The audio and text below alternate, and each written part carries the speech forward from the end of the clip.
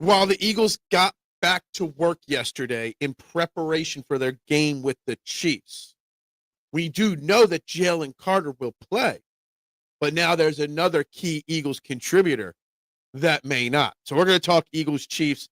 We're going to talk about the potential missing player from the game. Phillies up 10 games on the New York Mets with 16 to play. Is the NL East a lock now? Trending in the AM. Talking all things Philadelphia sports and abroad. We're live in 30 seconds.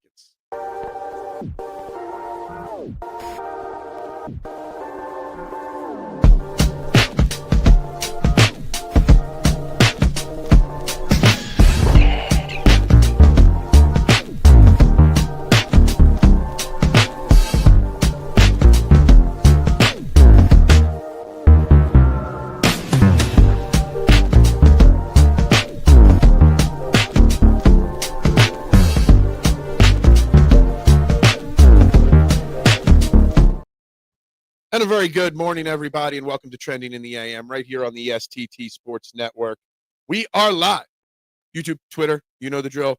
Wherever you're watching, hit that like button. Please hit that share button. Of course, please subscribe to the STT Sports Network, setting the trends for what sports talk should be. It's literally free to do. It is free to support a small content creator. It's free to turn the dial down and turn the radio up.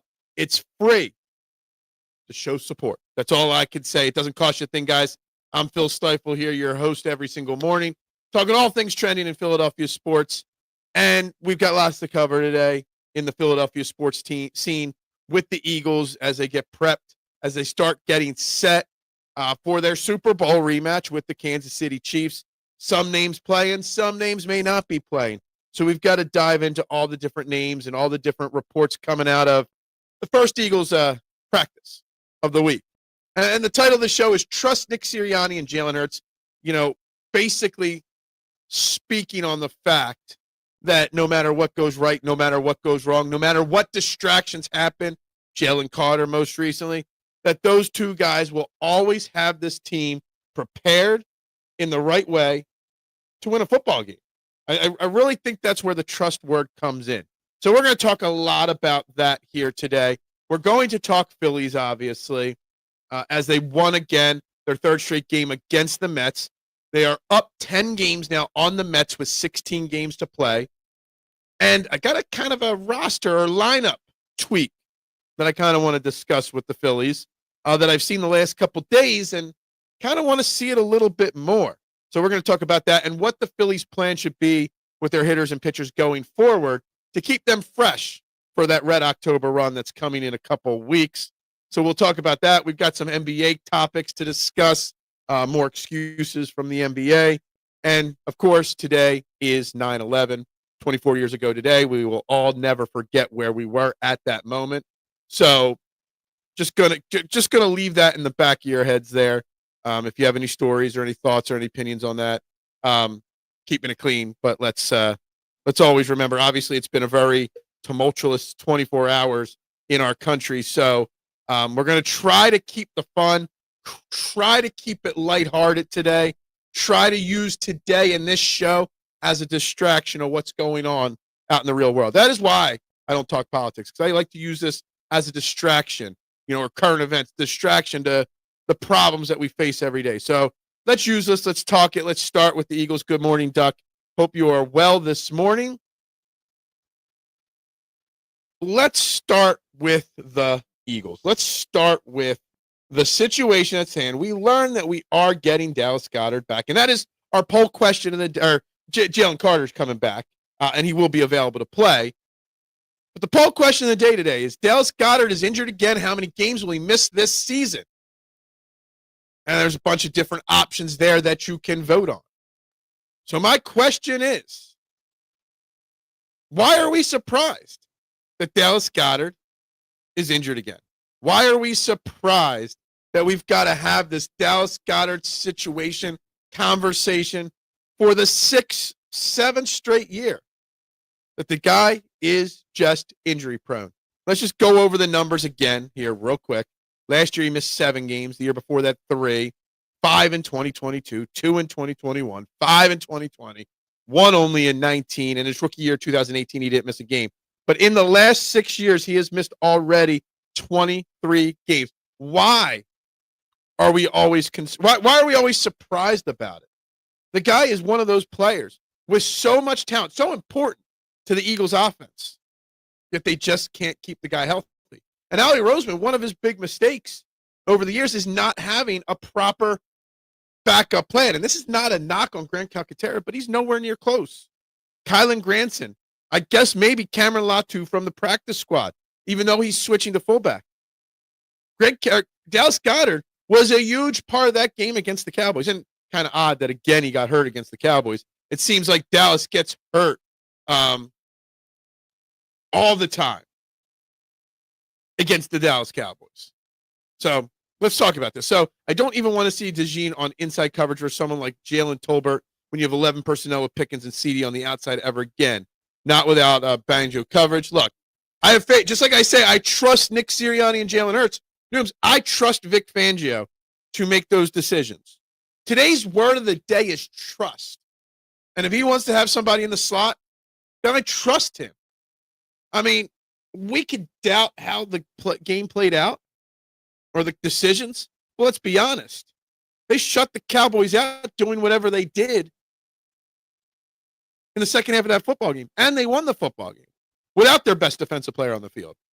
He's exceptional when he's healthy, which sucks for him. Exactly. But see, the thing is, when you have an exceptional player that has missed 15 games in the last 3 years, 22 in the last 5 years, you've got to have a better backup option than Kylan Granson and Grant Calcaterra. You've got to. And that's kind of a problem. We all wanted the Eagles to draft one of those tight ends that were very deep and a very deep top-end tight end class this past year in the NFL draft. We didn't, and that's fine. We trust Howie Roseman's decisions. But this is one that keeps baffling me that I keep coming back to. When I see reports that come up, we didn't hear anything about Dallas Goedert getting hurt in the Cowboys game. He took a lot of hits. I mean, he was our leading receiver, leading guy getting targets on the game. We didn't hear anything. He didn't come out of the game. We didn't see anything Monday or Tuesday or Sunday about this. Then first practice on Wednesday creeps up that he might not play. So it's called hope. You know that S on suit. Oh, that's true. Hope. At least Victor changed it up. And that's why I'm not worried about, Dejean on inside coverage versus Jalen Tolbert. Vic Fangio puts his game plan together, and then he pivots at halftime based off of what the other team's doing. And he pivots at halftime better than anybody else in the game. So again, it's trust. Today's words are trust. I trust that if Dallas Goedert can't go, that Nick Sirianni and Jalen Hurts will have a game plan with Kevin Patullo to get, let's say, an A.J. Brown or Devontae Smith going. I trust that they will scheme up ways to get Saquon Barkley better opportunities to run the football. I trust that Vic Fangio will have a way to shut down whoever's out there for the for the Kansas City Chiefs. Obviously, Xavier Worthy and Jalen Royals, two of their top wide receivers, will not be playing in the game at this point. They're out. They're not practicing this week. They got some other banged up players as well. I'm a big fan. Good morning, Little G. Hope you are well this beautiful morning. Hope you're having a great day. Hope you have a great day. I hope we all have a great day today. The word is trust. Well, I don't like the plan at backup tight end. And Howie Roseman has not improved that spot. I trust that the players will be well prepared, if that makes sense. Yes, the Phillies had another big win last night against the Mets, 11-3. Christopher Sanchez went great again. And I have Phillies topics I want to put into the conversation world today. We will get to those Phillies conversations very soon. I want the Eagles to win in such a fashion that we end the Chiefs dynasty. Yeah, no, but one ESP on WIP says that it will be an acceptable loss for the Eagles on Sunday. I agree with what you're saying. I want to go out there and curb stomp them. Remind them that there's no doubt that we're the better team and franchise now. Let them start having drama in KC.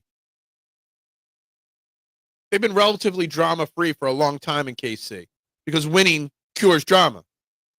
But Patrick Mahomes strikes me as a guy that can stir up some drama, especially with that wife of his. Travis Kelce and the Taylor Swift stuff, there's some drama there that could be created.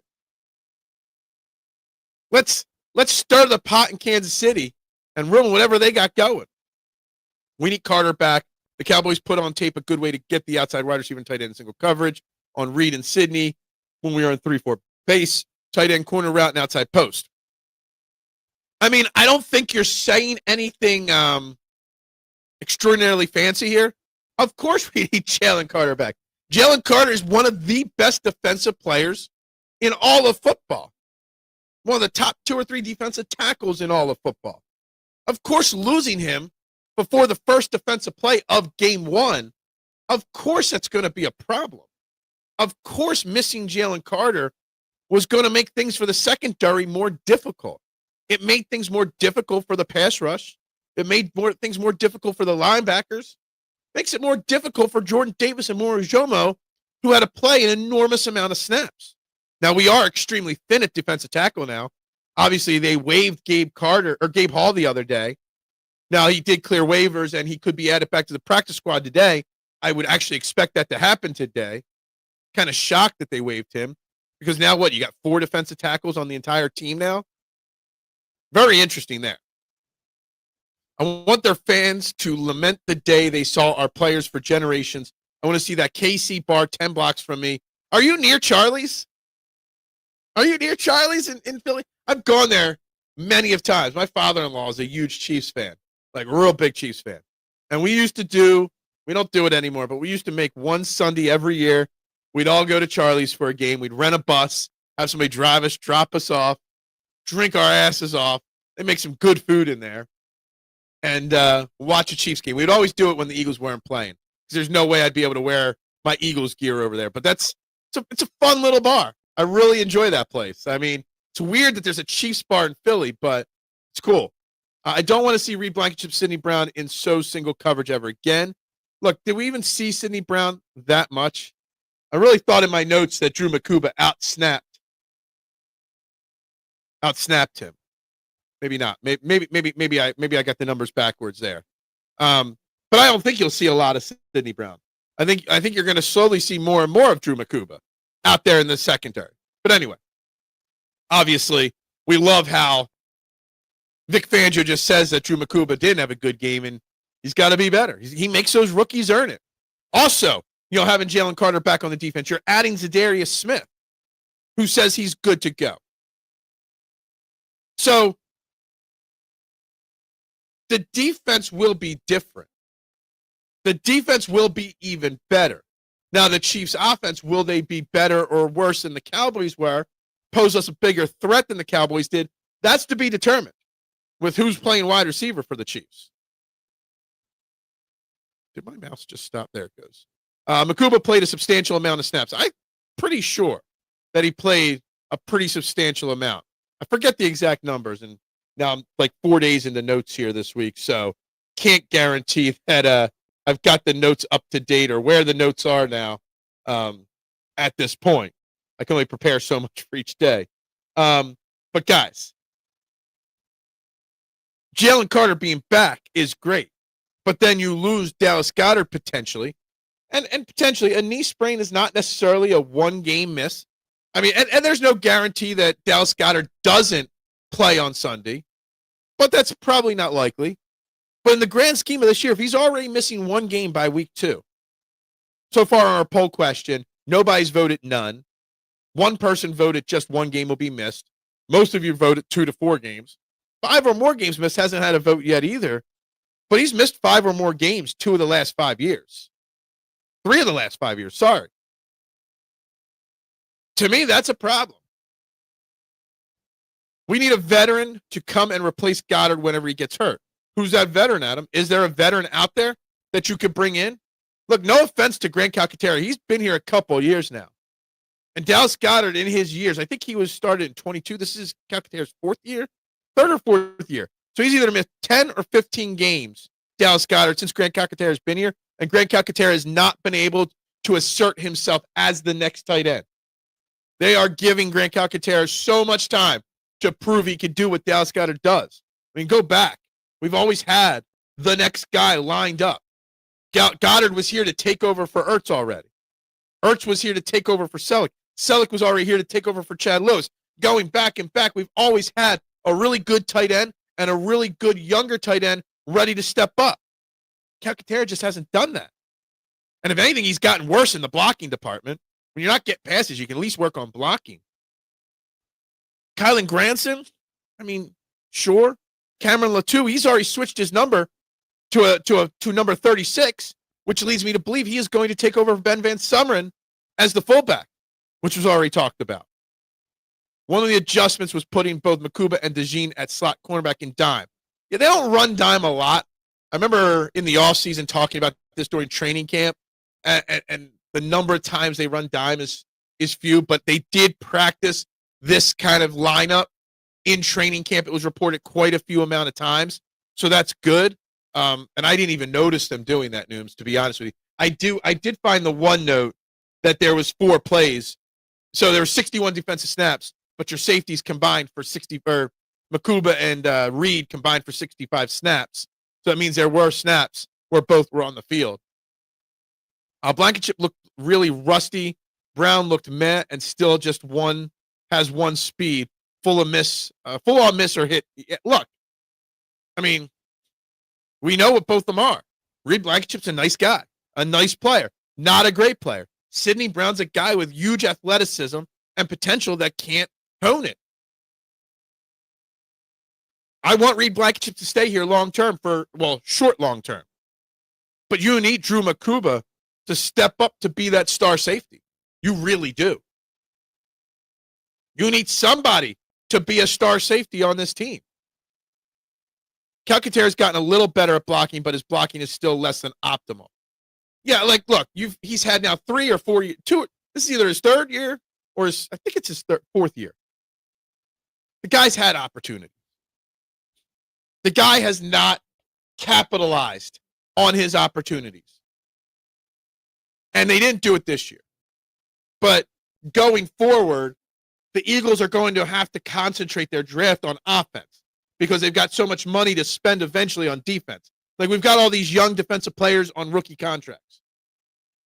So as those guys get paid, you're going to have to spend more money on offense in the draft to get young, controllable players, cheap players, right? You need offensive line to get younger. You're going to need wide receiver in the next year or two to get cheaper. Tight ends on that list now.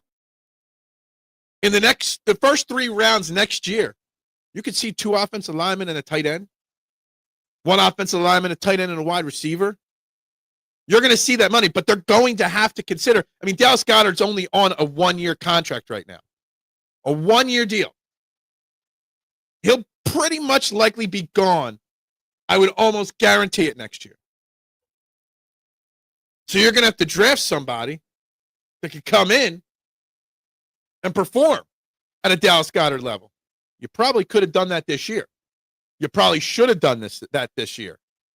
Wouldn't be shocked if opposing offense scorers try to run more 21 personnel and pass out of it. We'll see. We'll see as the weeks go on if that's possible, or if that happens. This would allow single coverage versus safety if Sidney Brown is in. And Sidney Brown's got to step up, and prove what he's capable of doing. Now, I know we got Jihaad Campbell in the first round. I know we got Drew Makuba in the second round. And both we have a massive amount of hype for. But there were also a lot of tight ends there. And now here we are, week 2 of the NFL season, and we're dealing with the same Dallas Goedert situation. Now, on the flip side of the equation, Landon Dickerson was back at practice. Obviously came out late in the game on Thursday last week. Got rolled up. His back got hurt again. Landon Dickerson, I don't think there's any way you can question his toughness. He is one tough SOB kind of guy. Classic old school offensive lineman. plays through all the pain, plays through everything, right? But I just fear we're in for one of those seasons where Landon Dickerson is pulling a Jason Peters, coming out every game for 2 or 3 drives, missing the end of games, misses a game here or there, always banged up, but still performs at a high level. Now we got to hope that Brett Toth and Matt Pryor and whoever else is active on our offensive line can fill in when needed. But I just feel like we're going to have one of those seasons with Landon Dickerson where he's just playing through constant pain all year long, not just at the end of the season or for 1 or 2 weeks. Landon Dickerson is going to have to be a trooper for the next 4, 5 months. He's going to have to be a trooper. Really, really is. Dallas Goedert's future depends on whether or not someone else is in a key skill position gets hurt. Maybe. This is why I miss Dick Rogers. He would come up big in spots every now and then. Yes. We need to solidify that backup guard tackle position. They drafted a lot of guys in the 5th, 6th, 7th round, brought in undrafted free agents. But a lot of those guys are getting cut from the practice squad, moved to the practice squad, back on the practice squad. No one's really stepping up in Stoutland University right now. That's why we're still with Brett Toth as our backup left guard at this point. This is why Mekhi Becton being here right now and Tyler Steen being that swing guard and swing tackle and depth piece could help. Should have helped.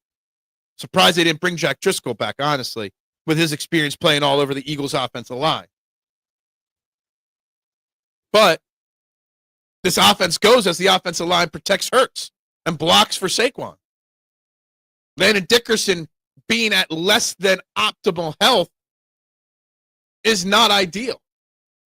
It isn't. Toth is still here because everyone loves him.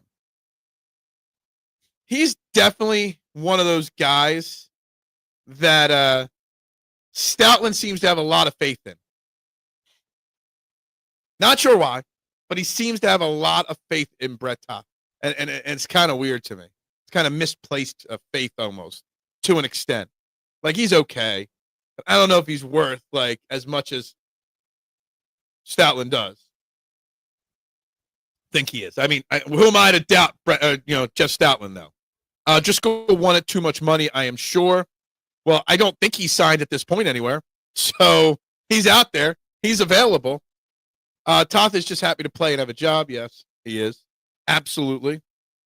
Look, I mean, I'm not saying anything bad about Landon Dickerson. I mean, Landon Dickerson is also a guy. He's been relatively healthy in his NFL career compared to his college career, but he's always going to be one of those guys that we have to worry about getting hurt because he is an injury-prone guy as well. At what point do we draft Lane Johnson's replacement? I think the plan was to draft his replacement in the 2nd or 3rd round in last year's draft. I really, truly do. I mean, I think Howie misread the board, so to speak. I forget the names, but there were a bunch of names that could have filled that Lane Johnson replacement. It's been, months since the draft now? 5 months? So 4 months. I can't remember all the names that we were all talking about on this show, but there were a lot of guys that were available in that 2nd, 3rd round that a lot of Eagles fans wanted to be that Lane Johnson replacement.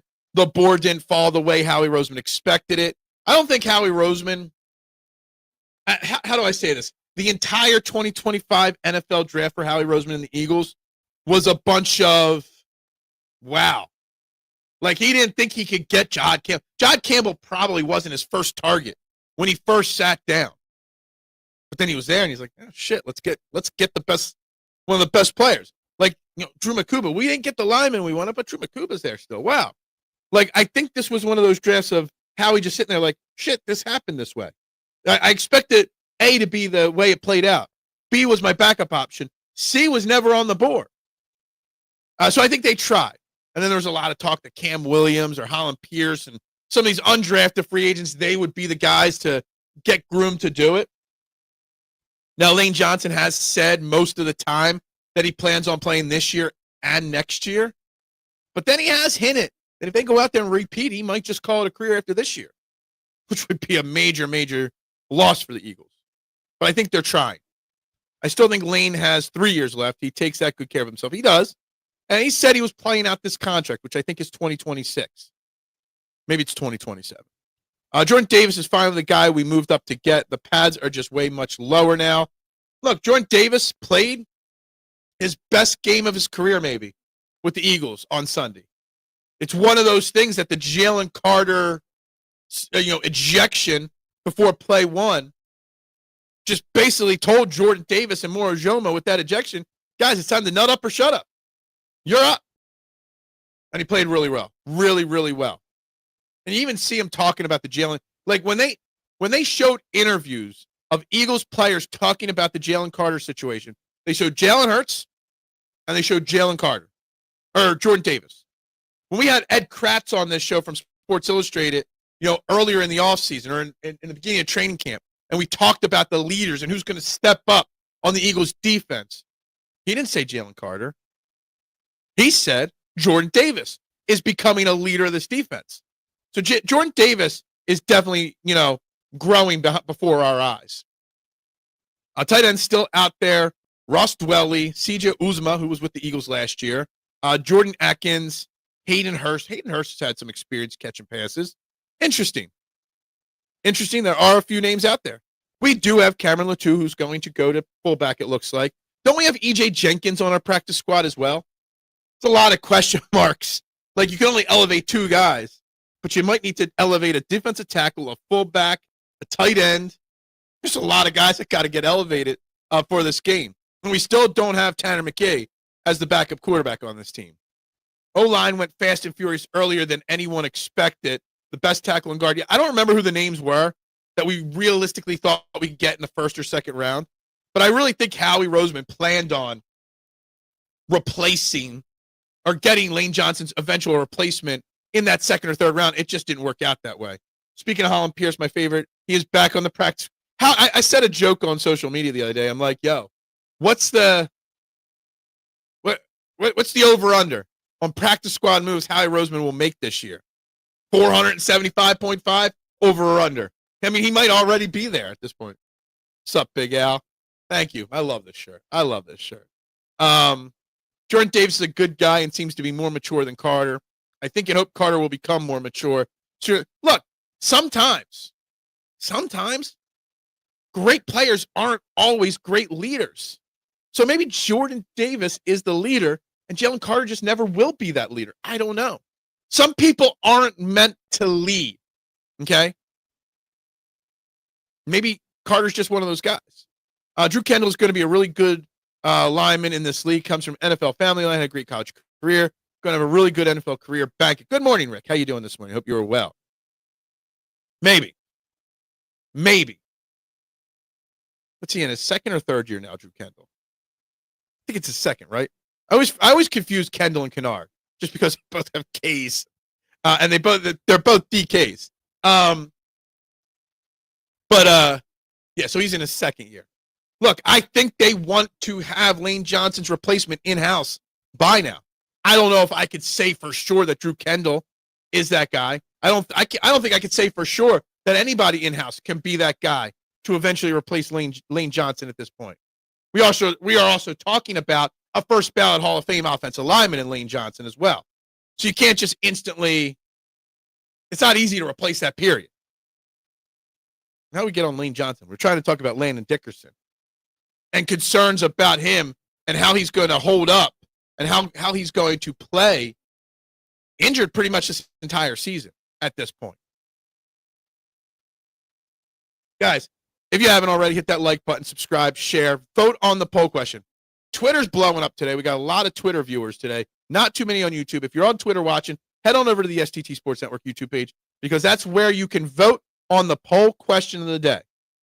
How many games will Dallas Goedert miss in 2025 total? Kendall is a rookie. He's a rookie. He's more interior. Okay. I get a lot of confusion. All these offensive linemen rotating in and out of this Eagles lineup and roster and practice squad. I ain't gonna lie. It's tough for me to keep track of them all. To me, Jordan Davis' strength is way more refined. The core push he is getting now is just different. Never saw him in a double-digit sack guy, but he may get most improved this year. Look, Jordan Davis was never going to be a guy that jumped out on the stat sheet. He's one of those guys you got to look beyond the X's and O, beyond the tackles for losses and sacks and pressure rates. He's a guy that does different things. But if he can continue to improve the way he is, right?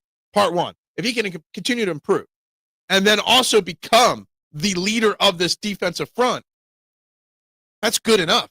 That makes everyone around him better. I think Dickerson will end up being fine and will just be that guy that will be injured after the game and will continue to play. He's going to be that.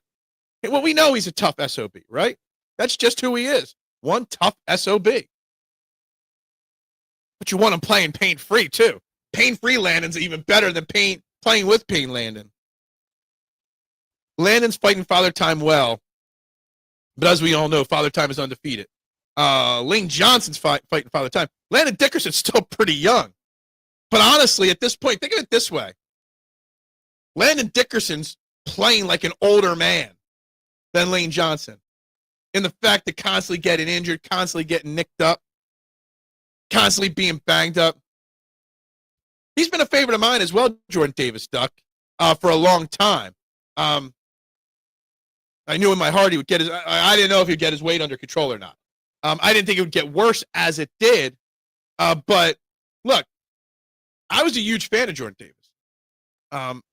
Since the day he was drafted, I've been pining to see one-on-one drills in training camp. Jordan Davis versus Jordan Mailata, a video of them just hitting. I literally think it would make a seismic collision that would create earthquakes and tsunamis across the world if those two guys ran head into each other. I want to see the two of them in a sumo fight.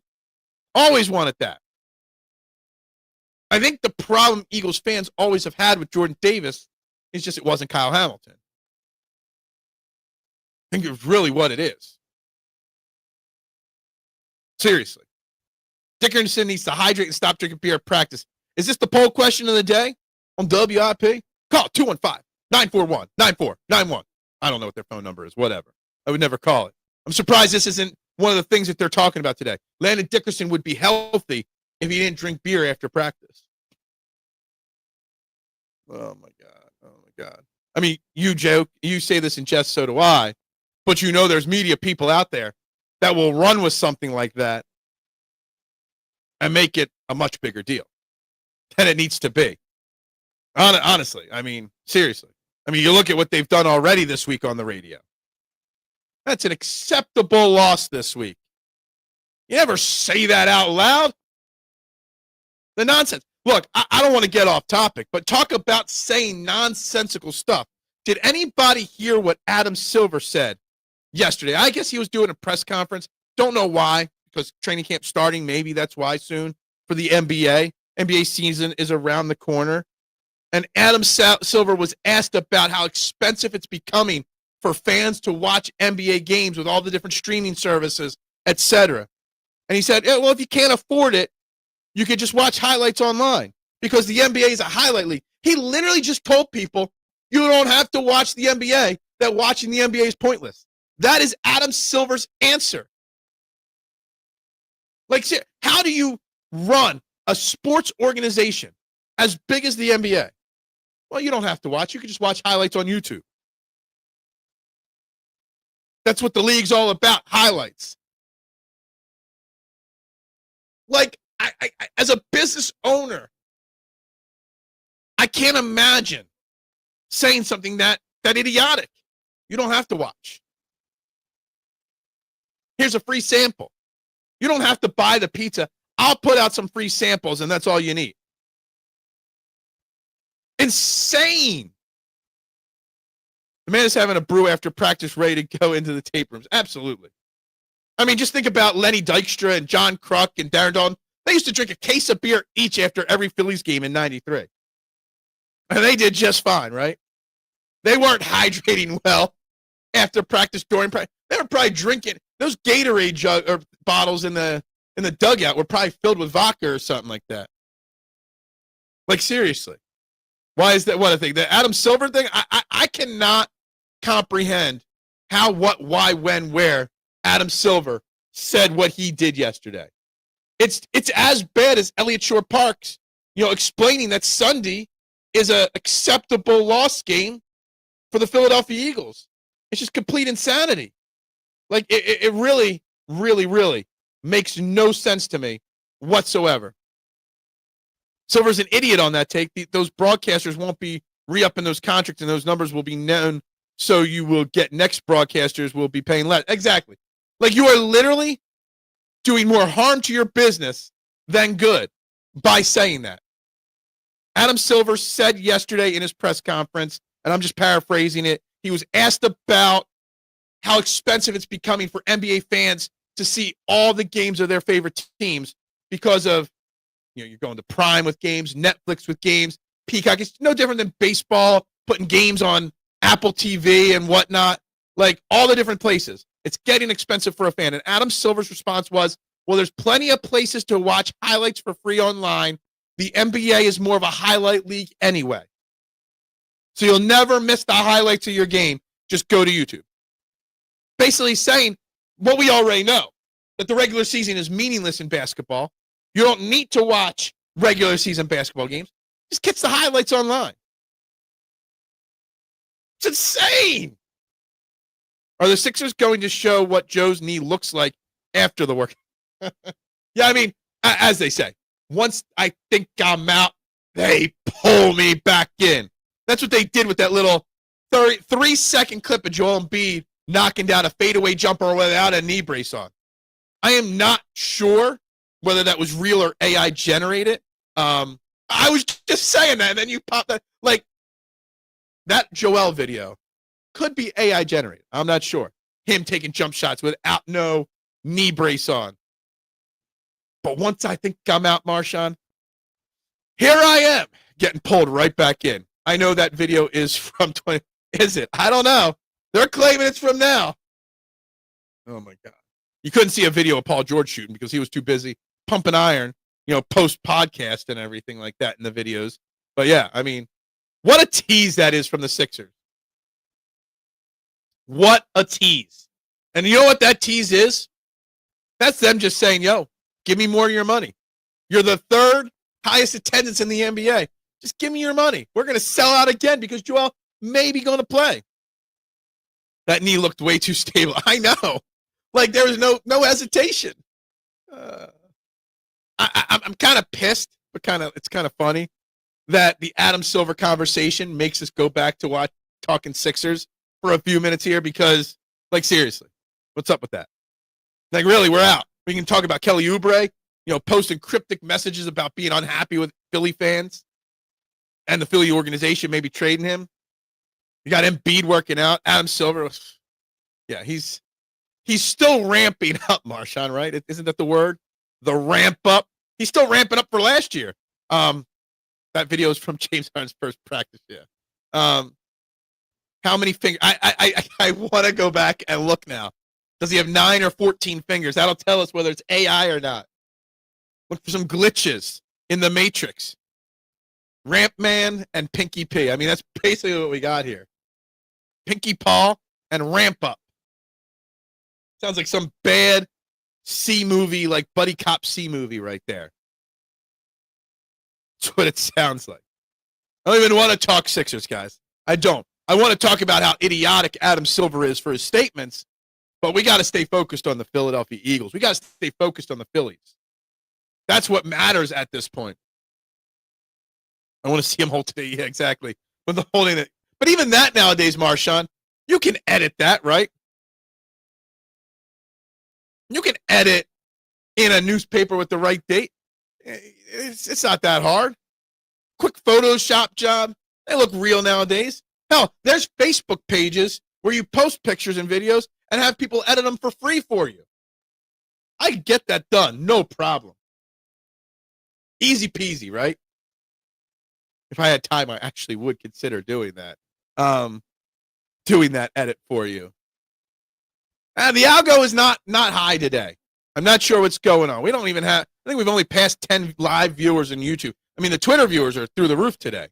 But the YouTube video is not drawing today. It's not. Sometimes you're the bug, Adam. Sometimes you're the windshield. Which one do you want to be? I don't even like that. That phrase. I don't even know why I used it. It's just not working today. We're already got Eagles fatigue already. We're already over the Phillies. 10 games up over the Mets now. I'm going to throw a Phillies topic into the conversation. With Trea Turner on the injured list.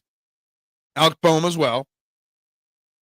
The last 2 games, the Phillies have had Harrison Bader in the leadoff spot. And he's done really damn well at it. And if I'm the Phillies, if I'm right in the lineup, if I am Rob Thompson, when Trea Turner comes back, when October comes around, my lineup is Bader 1, Turner 2, Harper 3, Schwarber 4, 5 JT, 6 Alec Boehm, 7 Brandon Marsh, 8 either Max Kepler or Castellanos, depending on the pitcher, and 9th Bryson Stott. I kind of intrigued about leaving Harrison Bader and his 900-plus OPS in that leadoff spot. I think that's a really balanced lineup. Bader, Turner, Harper, Schwarber, JT, Boehm, Marsh. That's good. We are talking about a guy who played in the Olympics hurt. Maybe it is. Maybe it is. I think people are just running around and getting things organized for the last dying breath of summer that is. Plus, today is also obviously a day that a lot of people are just avoiding. I think they're just avoiding social media in general today. I mean, obviously, today's got a lot going on, right? Obviously, today's 24th anniversary of 9/11. Obviously, we had the world events in Utah yesterday. I know a lot of people are scared even to be on social media because of the fact you can't have conversations. So that's part of it too as well. I think Phillies bullpen sucks. What? Phillies bullpen's great right now. It's actually way better than it's ever been. So that's actually nothing even close. Trust in Hurts. Yeah, I mean, it's not a question, but there are a lot of people out there still criticizing. Look, I don't listen to the radio, okay, Rick? But I see the people that do listen to the radio complaining about the topics. And there are still people calling into WIP, The Fanatic, these channels, commenting on bigger YouTube channel pages. The lack of faith in Jalen Hurts, criticizing Nick Sirianni decisions. How, I don't know. But there still are a lot of people in the Philadelphia sports world questioning them on a regular basis. Now, we only won 24-20 against the Cowboys because they're not good enough. You got people saying you can't. I forget who it was. Someone was talking on, I saw a clip of somebody talking yesterday online, that you can't look at last year and the success of the Eagles team last year and have used that as evidence that they'll be successful this year. I know teams change, but what you do is you pull from the experience of the past to make valid decisions or valid opinions. And there are still people in Philadelphia that don't believe in Hurts and Sirianni. So yes, trust Nick Sirianni and Jalen Hurts. It seems idiotic to me and you, but it's something that a lot of people still don't have. And it's completely insane. I saw Adam Silver say that when you take a shot at the end of the quarter and miss it, yeah, they're changing it. So if I take a half-court shot with 3 seconds left, it doesn't affect my my stats. It's weird. It's stupid. I had Bader at 2 when he got here, and people thought I was nuts. I did as well. I thought Bader would be very good in the 2-0. And originally I thought Turner 1, Bader 2 would be great. You see him in that leadoff spot. 5 hits in the last 2 games, I think 5 or 6 hits. 3 of 5 and 2 of 5, or 4 of 5 and 2 of 5. I don't know. Something like that. He looks good in that. He makes contact. He gets on base. I love it. I love it. As I've been taught in life, you reap what you sow. Conversation online will get you fired. I'm good as a spectator. I am as well. Private chats with 1 or 2 key people in my life, and that's it. How has the experience in the past helped the Cowboys and their fan base? Yeah, exactly. It's true. Silver is bowing to the players who want better stats to argue for bigger contracts. Well, the NBA is, I mean, just think about it. We've already talked about how the NBA is headed towards a massive lockout, right? Whenever their collective bargaining agreement's up, there's going to be a lockout in the NBA. I guarantee you. And then Adam Silver goes out there and says, well, you don't got to watch the NBA games. You can just watch the highlights online. The NBA will watch Not as much as we used to, but we will watch and we will pay attention because we love our Philadelphia teams. But the NBA is becoming a product that you just, if you got something, I don't think there's been a Sixers game in several years now that I've said, I got to be home to watch it. I cannot miss this game. Not at all. And it's getting more and more. There has not been an NBA game, period. As I've said, I've got to. Cannot miss it. Because it's a highlight league, I don't have to worry about it. NBA will be locked out. They can't survive at these numbers, especially when people need to penny pinch more and more. Absolutely agree. The Celtics have 2 players combined salary of $500 million is crazy. Same goes for the Sixers. NBA is just not enjoyable to watch. It's not. But see, the thing is, not only is it not enjoyable to watch, the commissioner of the league is telling you, you don't have to watch it. Just go online and catch the highlights. Like, he's not even trying to make the league better. He's literally telling you, cool, you don't got to watch. You can't afford it. Don't watch. Go online, catch the highlights. Phils have gained consistency by playing the inconsistent players less. It's not rocket science. Absolutely. My confidence in the Phillies grows every day. But on the flip side of the equation, it's still that one side of my brain telling me that no matter what they do from now till the end of the year, does not matter. All that matters is October. They are actually 2 or 2.5 games behind the Brewers for the best record in baseball, which would give us a little extra cushion there. All right? In the playoffs. Is Adam Silver an alien walking amongst us? I've always said, like, I kind of feel like if I rewatch the original Men in Black, and you see that when Will Smith's character's in there for the first time, he's looking at the big board with all the different random people that are aliens. Every time I see that scene, I look on that board to see if Adam Silver's been edited into the movie there. Like, I really do. Okay. Kawhi Leonard actually makes $500 million and under the, yeah. I mean, everybody always comes to the pizza shop. Oh, I want a job. Yeah, sure. How much you want? Well, I want cash only under the table. Dude, what do you want me to do? Kawhi Leonard's getting paid under the table, so why can't I pay you under the table, right? Is that your argument now?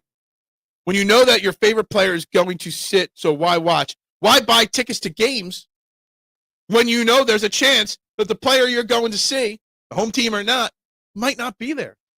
I remember a couple of years ago when we were in Orlando for one of our New Year's trips as a family. The Orlando Magic were playing in town, and I forget what the game was. But my brother's like, yo, let's take my nephew, his son, let's go to a basketball game. I know it's not a Sixers game, but, whatever team it was playing, the Orlando Magic, it was a team with a big superstar. He's like, let's go to the game. Like, they're on StubHub really cheap. I'm like, let's not go. And we didn't. And that game, 2 stars in that game didn't play. If my nephew would have gone to that game and the star players he wanted to see weren't there, he'd have been pissed off. I prefer the Phillies playing in the wild card. I think they are far better as underdogs. This ain't the Philadelphia Eagles. Hey, what's happening? Hope you're well. Like, subscribe, share, vote on our poll question. And any Phillies, Eagles, Sixers, Flyers, any topic you want to talk about today. It's all on the table today. We're about 49 minutes into the show today, guys. Please. Let's build it. We've had a very low algorithm start to the day today. All right, very low. Views are down today. All right, even with being up to 638 subscribers. Only 10 likes on this video. Only 9 votes on the poll question today. So let's build that up. We got 40 minutes left today. Can we grow this show today? Can we build it up? Tank Bigsby will be ready to go as the kick returner on Sunday. Zadarius Smith will play on Sunday. I want to say something weird about Zadarius Smith, though. Zadarius Smith spoke after the game, or after practice yesterday, about he almost signed before week 1, but he chose just to sit out and wait till after week 1 to sign with the Eagles. Like, you just didn't feel like playing week 1? Like, why did you wait an extra week? Why? Like, is that not the weirdest thing that Zadarius Smith said? Yeah, I just waited. I didn't want to play week 1. Let's just sit out an extra week and then get paid. Really weird. Really weird. NBA is the bottom of the barrel. I mean, is there a point in time where the NHL or MLS or another league can overtake the NBA as, I guess the NBA is probably the second, not third, biggest sports league. I guess the NBA dollars and cents wise is bigger than baseball, maybe. I don't know. I'm trying to think about that. Can baseball overtake basketball as the second most important sport in this country? I mean, it used to be the number one. 31 for Mitchell's free pizza. What? I don't even know what that means. Oh, you want to get 31 whatever subscribers for Mitchie Poo to get a free pizza. Now, that was just a one-day deal. That wasn't forever. Free slice. Do you know what a whole pie costs? Yeah, I know. Seriously. Cost of a pizza goes up and up and up every day. But actually, pizza's fine right now. The big problem in the pizza business right now is cheesesteak meat. If you go order a cheesesteak somewhere and their prices haven't gone up in the last month or two, they must be getting some really old, bad meat somewhere. I just had to raise the prices of my cheesesteak by $1 yesterday, 2 days ago, because this week's meat came in at $30 a case more than the week before. Steak meat is out of control right now. Beef and cattle and all in general. I'm surprised more veterans don't opt to miss the half the season. We saw a trend in that with baseball for a while. It's kind of tapered down a little bit, but we did see that trend in baseball set by some of the stars like Pedro and Roger that were doing that.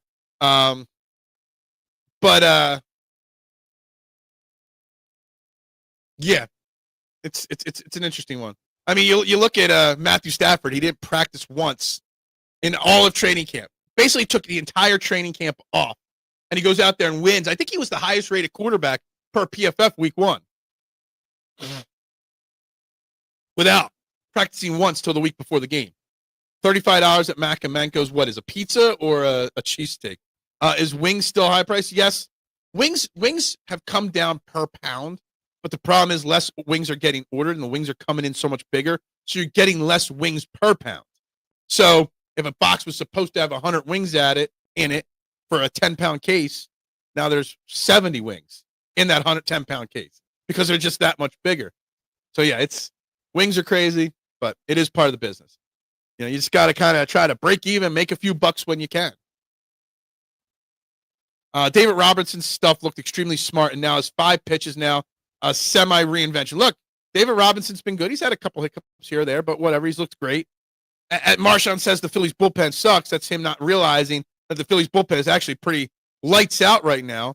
Just think about this. We were talking about could Kirkgreen ever be a closer? Kirkgreen's your 5th, 6th inning guy now. You got Duran. You got Robinson. You got Strom. You got Banks.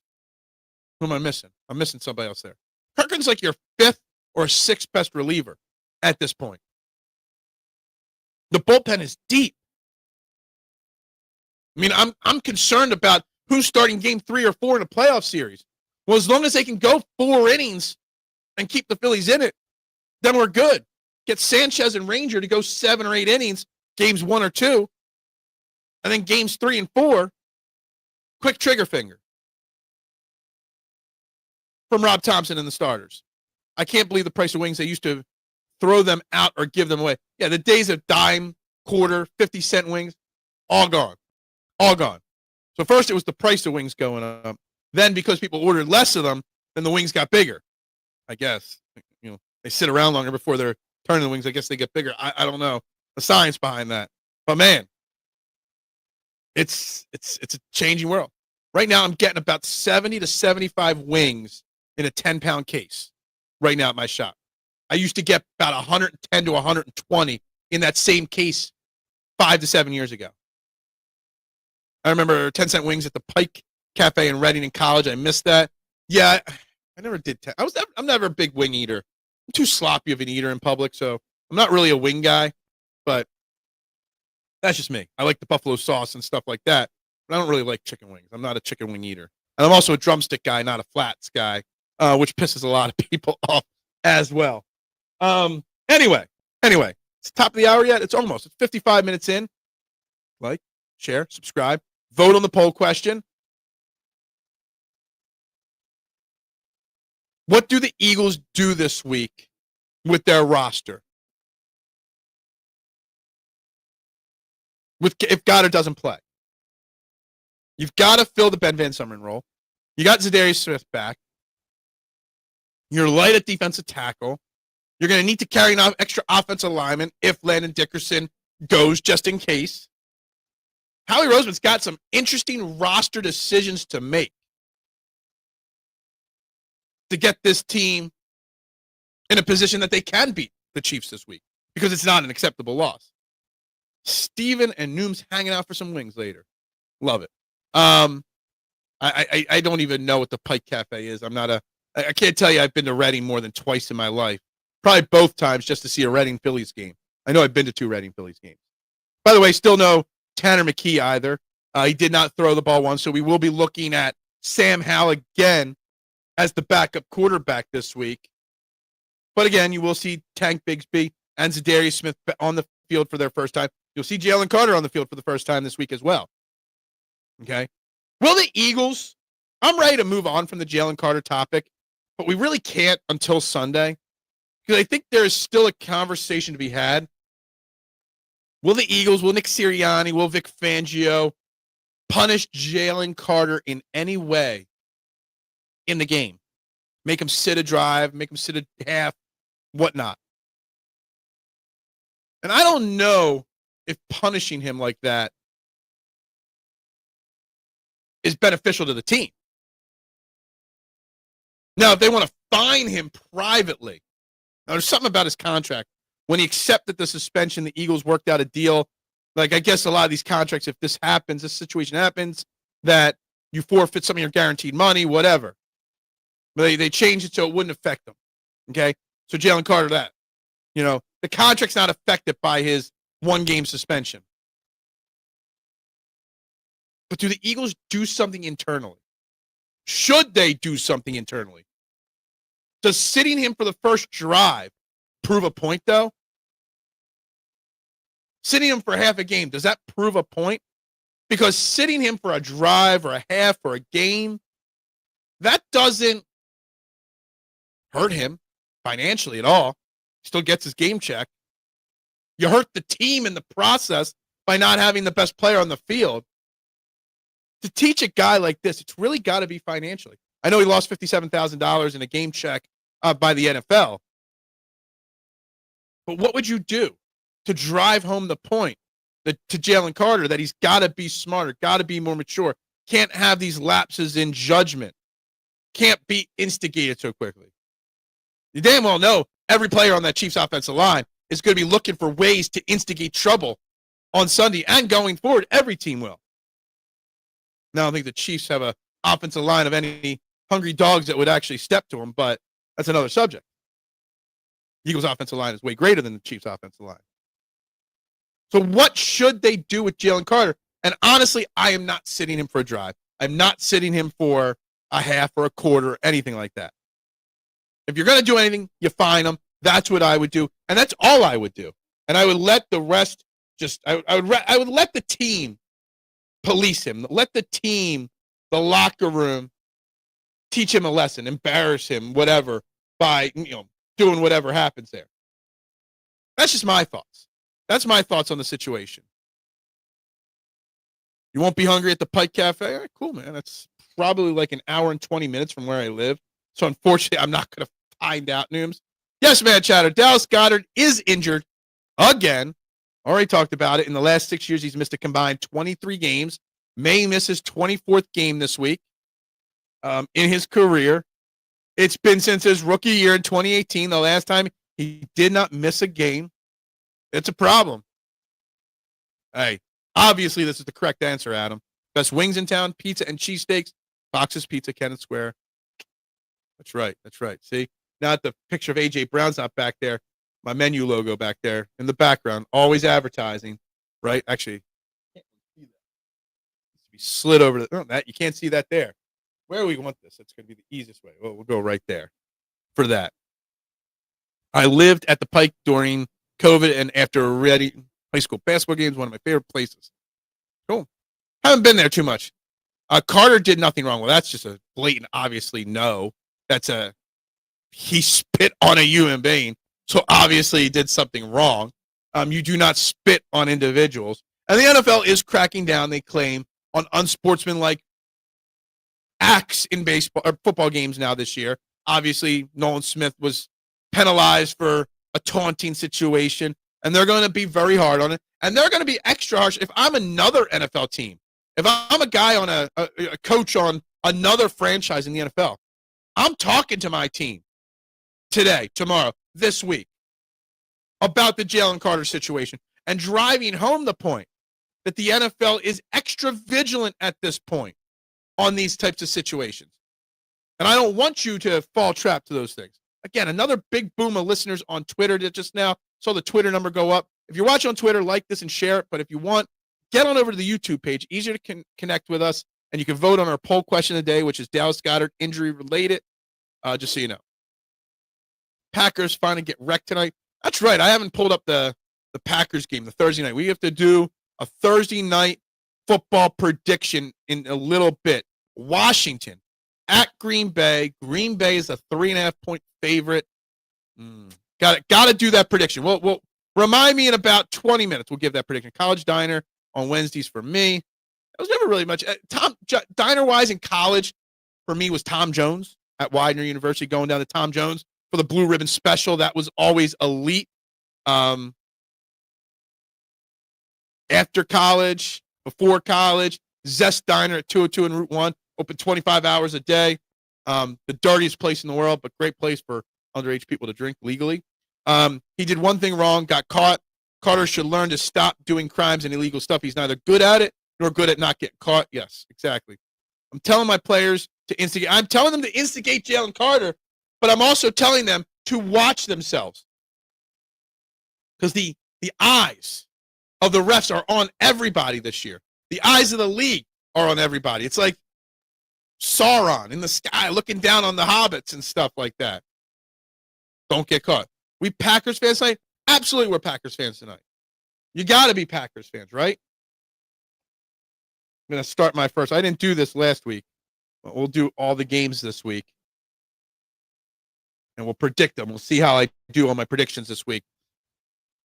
You always got to root against your division rival, especially a team like Washington that could win the division.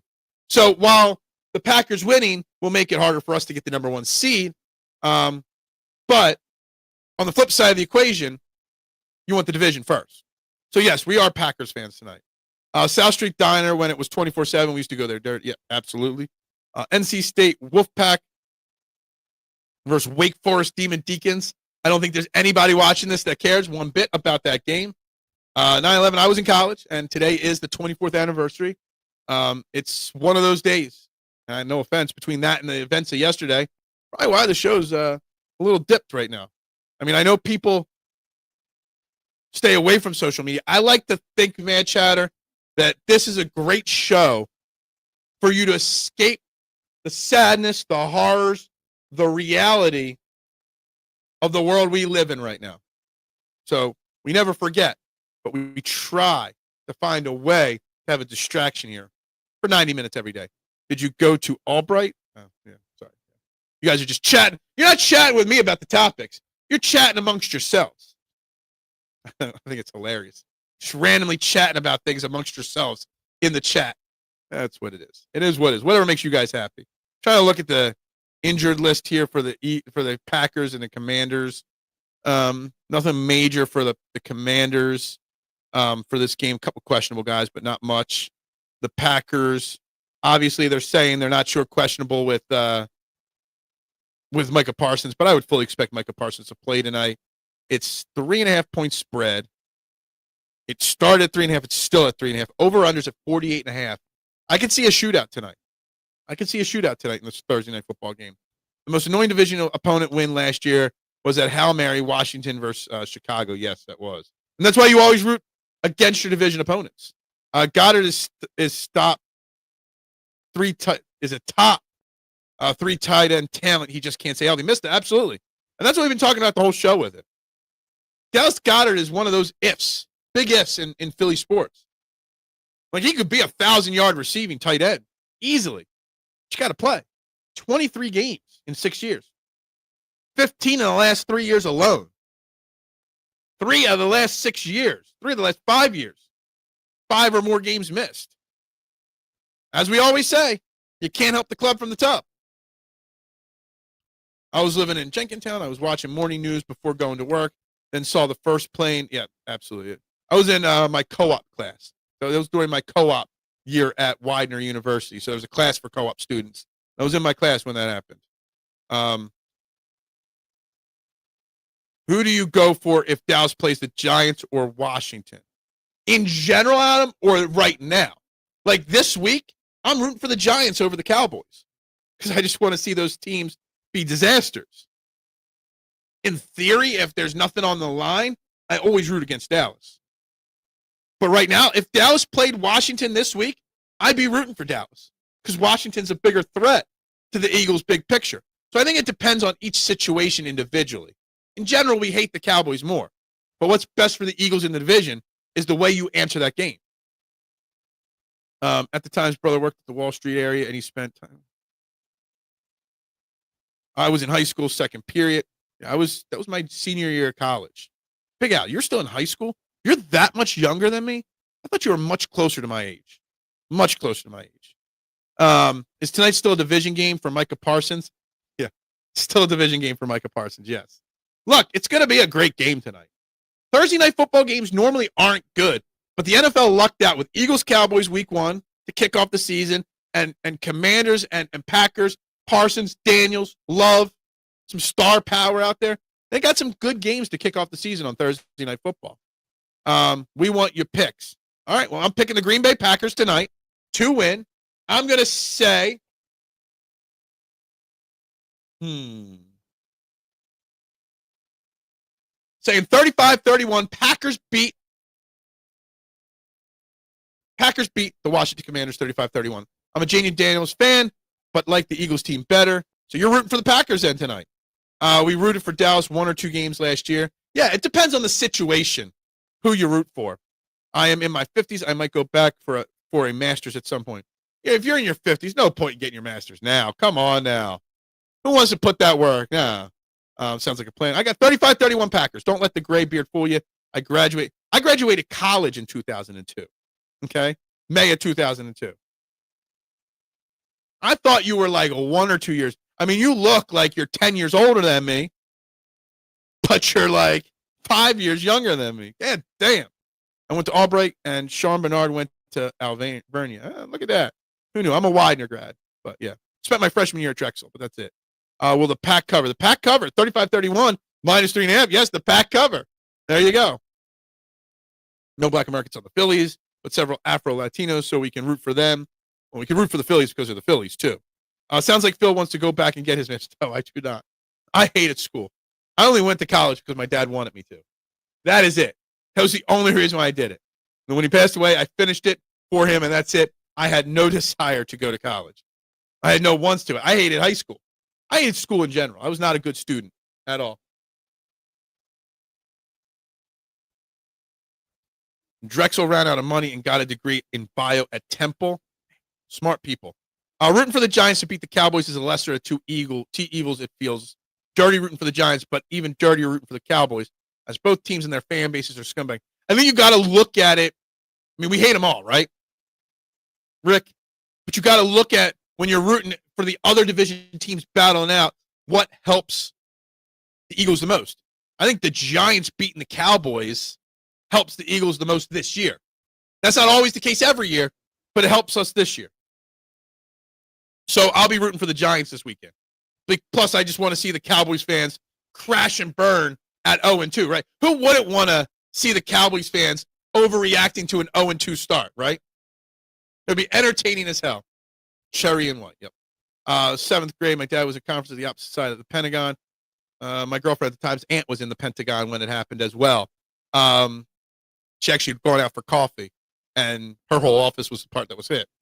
Phil wants to play in the Masters, not get his. Absolutely, Adam. I want to play in the Masters, not go back to school. I'll go back to school, a golf school, so I can play in the Masters. That's about that. When you're over 30, you ancient. Yeah, I feel ancient right now. That's for sure. Being Gen Xer, I might be old, but I really don't act it often. I act it far too often, Duck. Far too often. Far too often I act old. And it's not that I act old. There's a difference between acting old, but also feeling old. And I feel really, really, really, really old at this point. Really old. But it is what it is. Doesn't every Gen Xer think that? Yeah, maybe. I don't even know what I am. I'm 1980, so I don't know. Drexel Dragons partied many a night at APL House. A lot of crazy nights. See, being a commuter to Drexel, I didn't party there too much. But I did party some. So, yeah. So act like a boomer. I don't know. I act like what I am. Everyone has their get off my lawn moments. I do all the time. All the time I have those moments. Oh, my God. It is what it is, guys. Guys, hit that like button. Hit that share button. Subscribe. We're talking Eagles. We're talking Dallas Goedert. We're talking Landon Dickerson, Jalen Carter, Jalen Hurts. We're talking Phillies. 10 games up, 16 to play. The NL East is all but locked up. The bigger battle is, can we get the number one seed in the National League? The number one seed overall with home field advantage. We're only 2.5 games behind the Brewers, who are losing a few games. We're talking that. We're talking Adam Silver's idiotic comment about the NBA. And, of course, we're thinking about 9/11 today. We're thinking about the tragedy in America yesterday. We're trying not to get political about it, but those thoughts are always in the back of my mind, guys. I want people to know that just because I don't think or talk about politics or talk about world events doesn't mean that I don't think about them. It doesn't mean that I don't know them. I don't read up on them. I don't feel a certain way, one way or another on them. I use this show as a distraction for you guys, but also for me. So just throwing that out there. I did not do Molly in college, no. Ain't no party like a Drexel party. I don't know. Widener had some parties too. TKO, that was the house at Widener that had the best parties. I don't even remember what TKO technically stands for. Teak, I think we knew them as. I like hanging out at Mad for Mex back in the day because for Widener students, it was Bootleggers, which isn't there anymore. Widener Wednesdays at Bootleggers. No cover, $1 Miller Lights, and they ran the security shuttle back and forth from the university to get kids back and forth. That was the place to go. I heard you're fluent, intelligent lowers every year after 30. We're too dumb to go back to school, maybe. Not even putting his name up there. Some nights drinks too much, having to wake up early for work and realize, no fear, we're Gen X. Yeah. Dude, I used to do that all the time. All the time. This is not a venue for politics. It's fun and light. I try to do it. I just want to make sure people realize that I'm not ignoring the topics. I'm choosing to use this 90 minutes a day as a distraction. I was in the room when the 6 Degrees of Kevin Bacon was invented in 93. I was graduating from Holy Cross in elementary school at that point. So we got so many different age ranges that watch the show. We got people younger than me. We got people older than me, smarter than me, dumber than me. We got a little bit of everything that watches this show, right? I was not born and raised in West Philadelphia. I was born at the Delaware County Hospital in Upper Darby, and I lived in Delco to start my life, plain and simple. He's old. What do you expect from the oldest person to be? Yeah, it's true. True. Look, just putting that out there. I'm not inviting politics to conversation. I'm just telling you, there is a reason why we avoid those. When there's a serious topic in sports, we do discuss it. When there's other serious topics, I choose not to. It's a personal choice not to have those conversations because I just think I need the distraction from the way I feel on a daily basis with those kind of things. Stop. Let's not go low brow. Let's not. It does tire you out. Big time. Big time. Big time. Good morning, Davey. How you doing? Mr. Show, where are you at with the Eagles? I'm at where I should be after 1 week of football. Let's see how it goes. I knew it was going to be a slow start to the season. I knew it was going to be a struggle early in the season. We've got a chance to get to 2-0. Will we? Time will tell. Concerned that Dallas Goedert is hurt again. But I have full faith that the Eagles are going to go out there and put on a hell of an effort this week and have a damn fine chance at winning the football game on Sunday. The Chiefs are banged up, if not more. The Chiefs have lost that spark, it seems like. Eagles, even though I predicted the Eagles before the season to lose week 2, the Eagles are in a great spot to go 2-0 and see the Commanders fall to 1-1, the Cowboys to 0-2. The Eagles are in a great spot in the division right now going into this week's game. But I also understand that I trust Nick Sirianni and Jalen Hurts, as the title of the show says, that I'm not going to panic if they do go out and lose this week. And their frat brother, Pat Freda. Yeah. This forum is to entertain and energize. Absolutely. The power of Rick's positivity is what this forum is. Yes, tune in tonight for a lighthearted talk on sports, beer, and titties. Exactly. That's what I love. I love it, Rick. That's why I love your show. Want to shut the hole in the face of Nick Never Right. Yeah, look. And Rick commented on the title of the show, Trust Sirianni and Hurts. And I say that because there's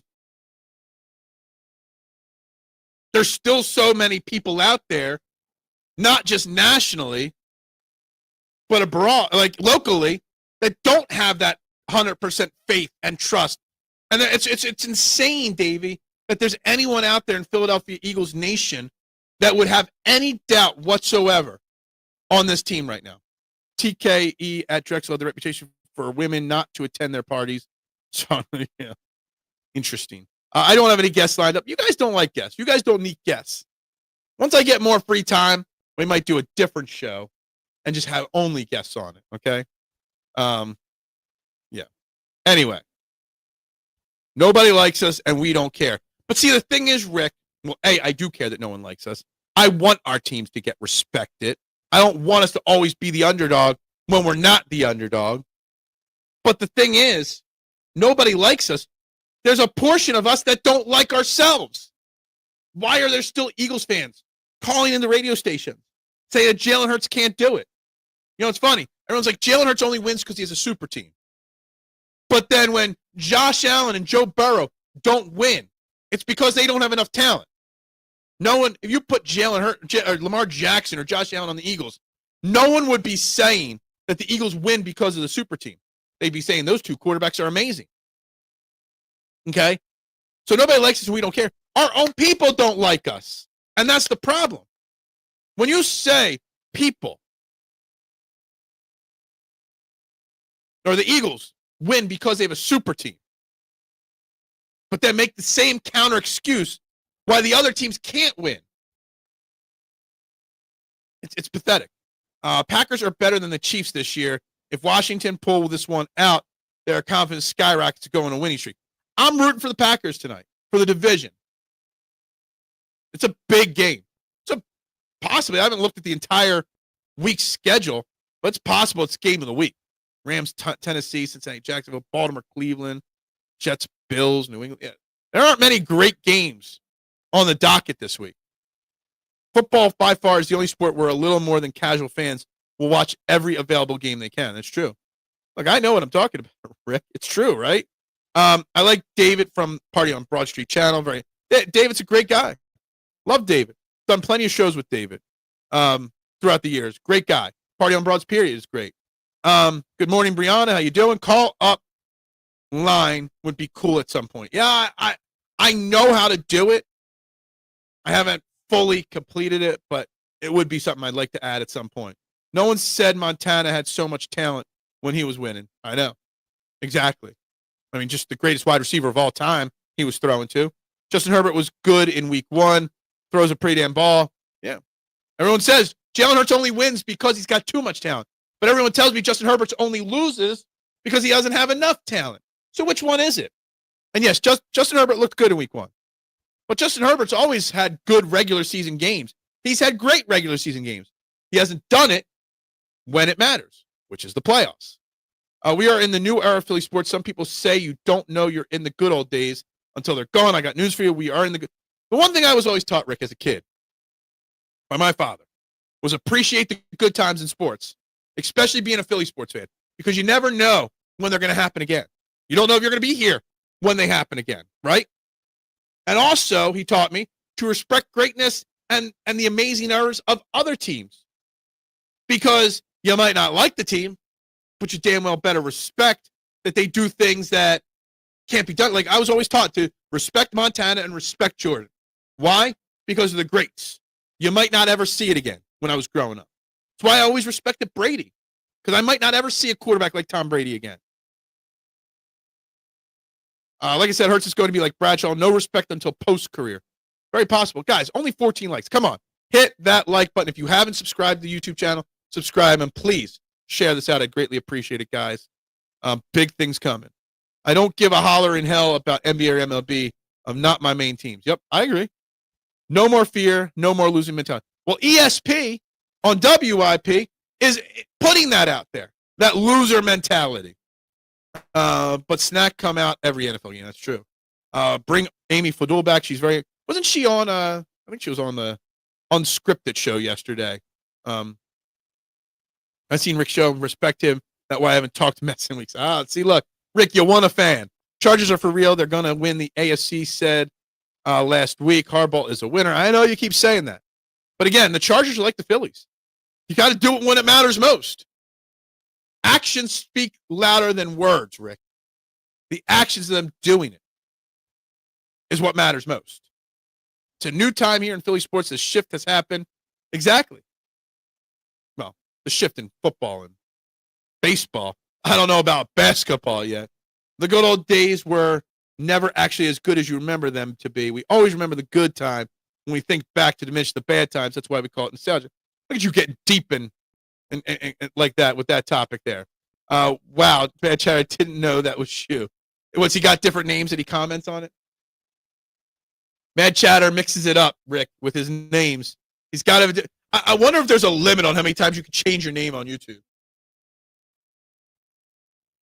There's got to be.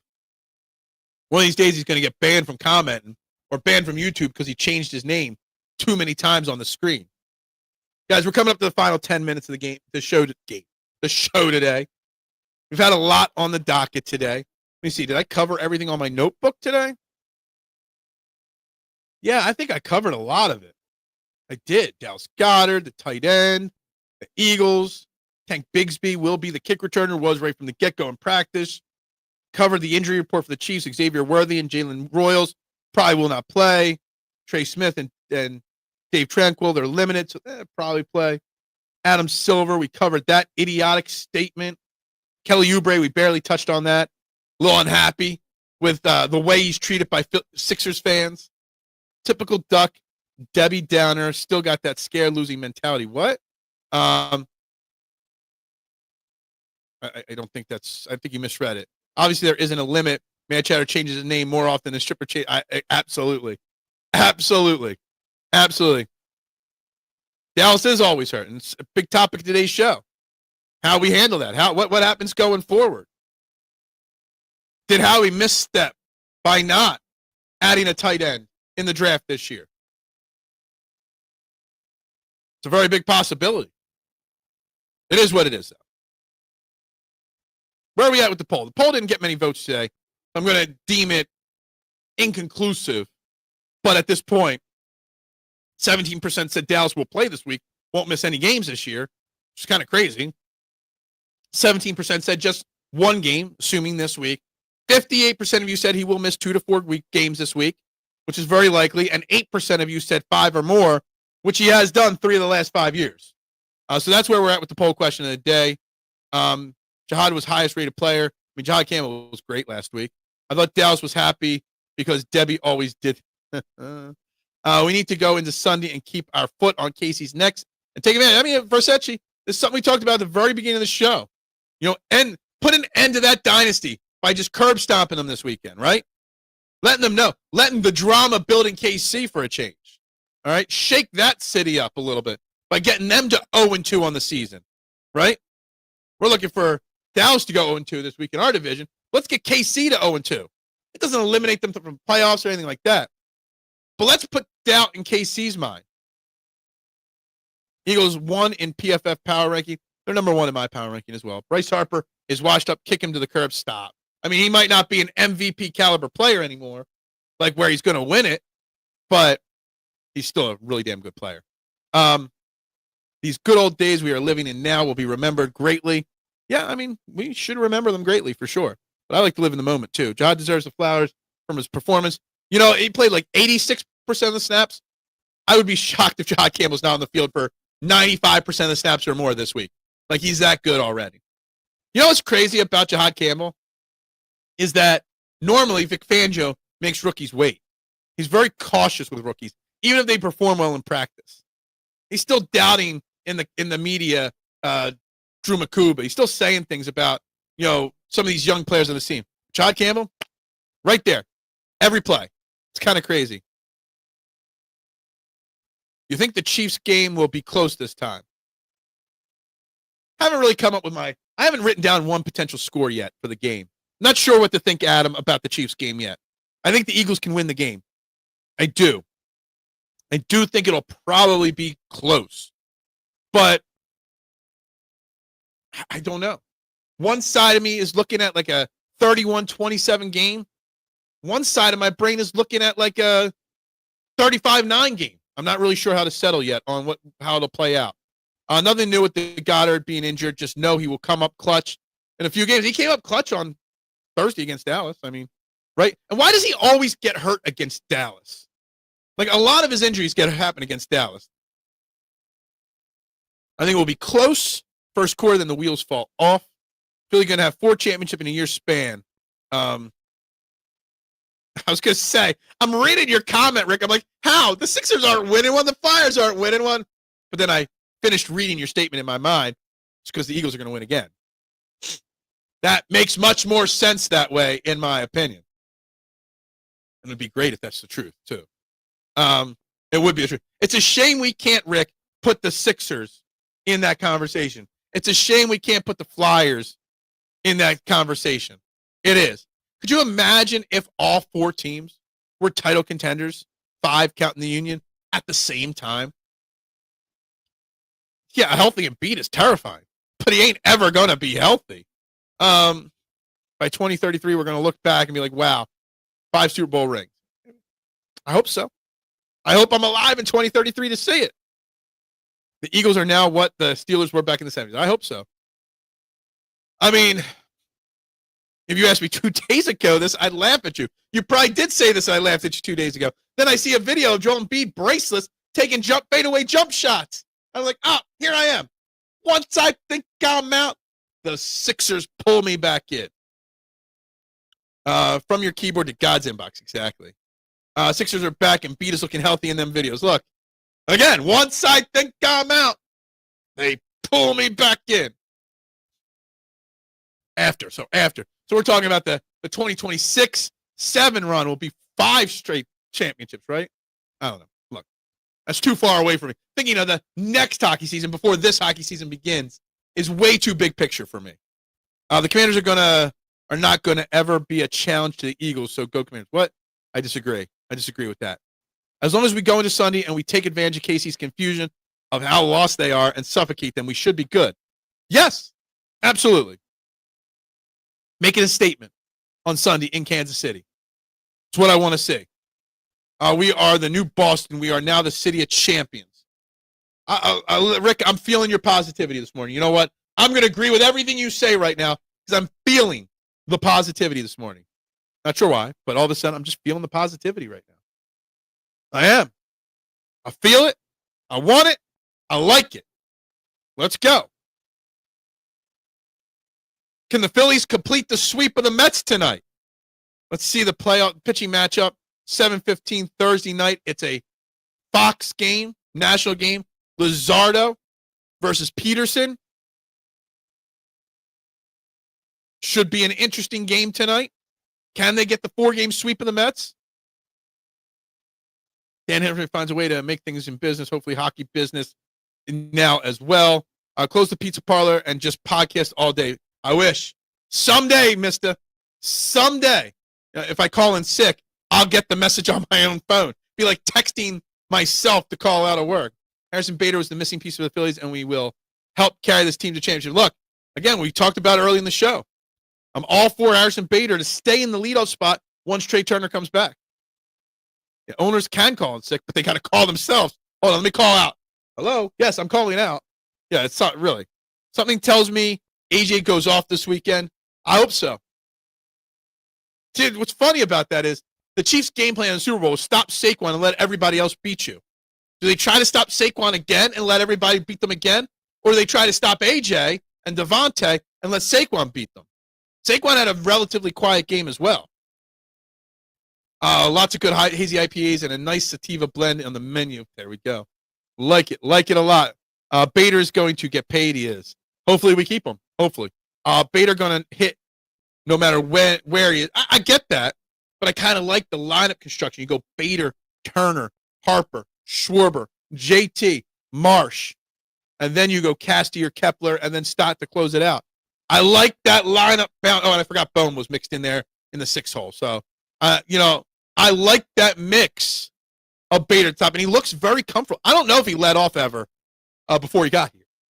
I'm not sure what he's been like there.